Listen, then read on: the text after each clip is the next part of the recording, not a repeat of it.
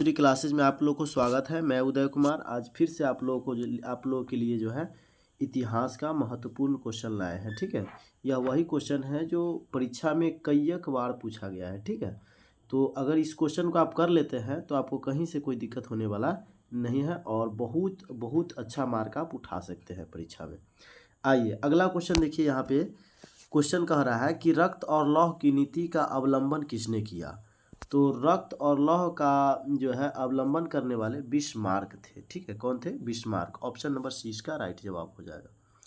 इसी तरह से यहाँ पे क्वेश्चन देखिएगा 21 में। देखिए, जर्मन राइन राज्य का निर्माण किसने किया था। तो इसका राइट जवाब हो जाएगा ऑप्शन नंबर बी, यानी नेपोलियन बोनापार्ट। ठीक है, ऑप्शन नंबर बी राइट उत्तर। इसी तरह से ये देखिए क्वेश्चन नंबर 22 में यहाँ से हम लोग देखेंगे, करा है कि निम्न में से किस सम्मेलन में जर्मनी की क्षतिपूर्ति राशि को कम कर दिया गया। ठीक है, तो इसका राइट जवाब हो जाएगा ऑप्शन नंबर डी, यानी लौसने सम्मेलन। कौन सम्मेलन? लौसने सम्मेलन के अंतर्गत। ठीक है, इसी तरह से 23 नंबर क्वेश्चन कह रहा है कि हिंगेल किस देश का दार्शनिक था। तो हिंगेल किस देश का दार्शनिक था, तो इसका राइट जवाब हो जाएगा ऑप्शन नंबर सी, यानी जर्मनी का जो है दार्शनिक थे वे। ठीक है, इसी तरह से देखिएगा अगला क्वेश्चन। आइए 24 में आपको दिखाते हैं। देखिए 24 कह रहा है कि वियना कांग्रेस का मुख्य उद्देश्य क्या था।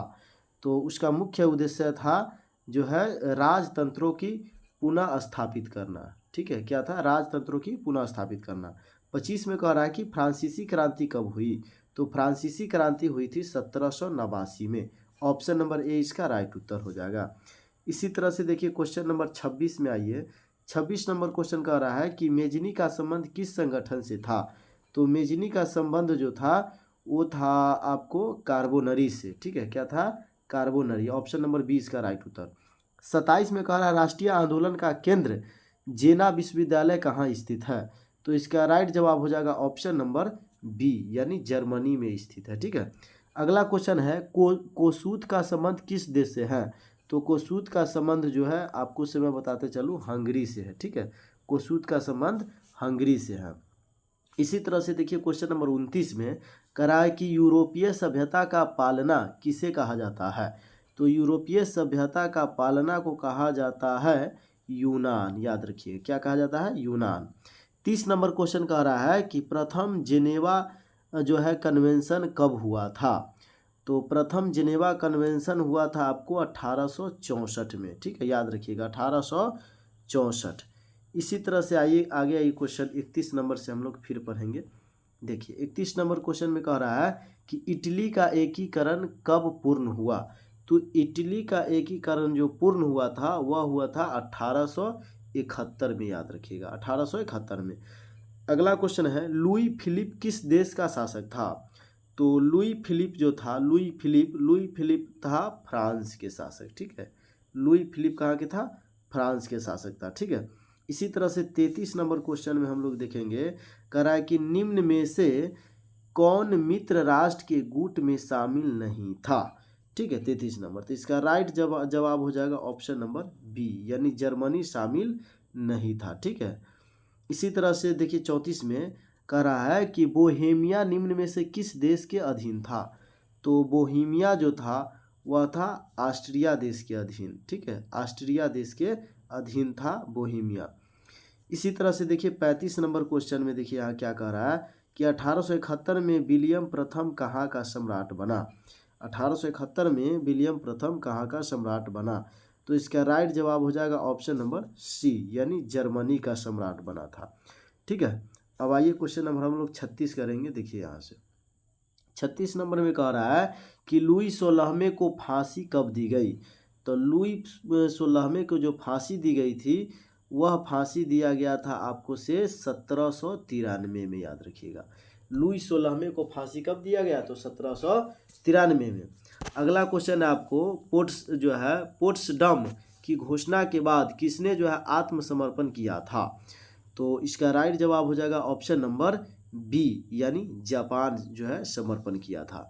अगला क्वेश्चन है सार्डिनिया का राजा कौन था। तो सार्डिनिया का राजा जो था वो था विक्टर इमैनुअल। ठीक है, विक्टर इमैनुअल इसका राइट जवाब हो जाएगा। इसी तरह से देखिए क्वेश्चन नंबर 39 में कह रहा है इटली के एकीकरण का प्रमुख नायक कौन था। तो इटली के एकीकरण का प्रमुख नायक था आपको जो है आपको मैं बताते चलूँ, यानी कि मेजनी भी था, काबूर भी था, गैरीबॉल्डी, यानी इनमें से सभी हो जाएगा। ऑप्शन नंबर डी इसका राइट जवाब।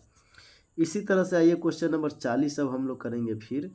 देखिए 40 नंबर क्वेश्चन में कह रहा है निम्नलिखित में कौन जर्मन चांसलर था। तो इसका राइट जवाब हो जाएगा ऑप्शन नंबर सी यानी बिस्मार्क। 41 क्वेश्चन में कह रहा है नेपलस की क्रांति कब हुई थी। तो नेपलस की जो क्रांति हुई थी वह हुआ था आपको 1821 ईस्वी में, याद रखिएगा 1821 में। सिडोन के युद्ध में किसकी पराजय हुई थी। तो सिडोन के युद्ध में जो पराजय हुई थी वह हुआ था फ्रांस को, ठीक है, फ्रांस की पराजय हुई थी। 43 नंबर क्वेश्चन देखिएगा, कह रहा है कि निम्न में किसने अपने देश में अनिवार्य जो है सैन्य सेवा लागू की थी। ठीक है, तो इसका राइट जवाब हो जाएगा ऑप्शन नंबर सी यानी बिस्मार्क। क्या हो जाएगा, बिस्मार्क। इसी तरह से चलिए क्वेश्चन नंबर अब हम लोग आगे बढ़ेंगे 44 से देखेंगे। देखिए 44 नंबर में क्या कह रहा है इस चीज़ को देख के और ये क्वेश्चन हम लोग यहीं पे समाप्त करेंगे। ठीक है, चलिए देखिए अब यहाँ पे दे रखा है कि फ्रांस में किस शासक वंश की जो है पुनः स्थापना वियना कांग्रेस द्वारा की गई थी। ठीक है, तो इसका राइट जवाब हो जाएगा ऑप्शन नंबर डी यानी बुर्बो वंश। ठीक है, कौन वंश, बुर्बो वंश। फ्रांस में किस शासक वंश की जो है पुनः स्थापना वियना कांग्रेस के द्वारा की गई थी, तो बुर्बो वंश के द्वारा। ठीक है, 45 में कह रहा है कि ब्रेस्ट लिटोवस्क की संधि किन दो देशों के बीच हुई थी। तो वह हुआ था, मैं आपको से बताते चलूँ, जो है रूस और जर्मनी के बीच। ठीक है, याद रखिएगा रूस और जर्मनी के बीच हुआ था। ठीक है, तो ये क्वेश्चन जो है इस तरह से अगर आप कर लेते हैं, पहला वीडियो हो चुका है, इसका दूसरा वीडियो है, अगर आप ये सभी वीडियो देख लेते हैं तो मैं आपको गारंटी देता हूँ कि आप परीक्षा में पूरा के पूरा क्वेश्चन आप अवश्य मार के आइएगा। ठीक है, तब तक के लिए जय हिंद, जय भारत। अगर चैनल पे नए हैं तो सब्सक्राइब कर लीजिए ताकि आपको इस प्रकार की वीडियो मिल सके। चलिए।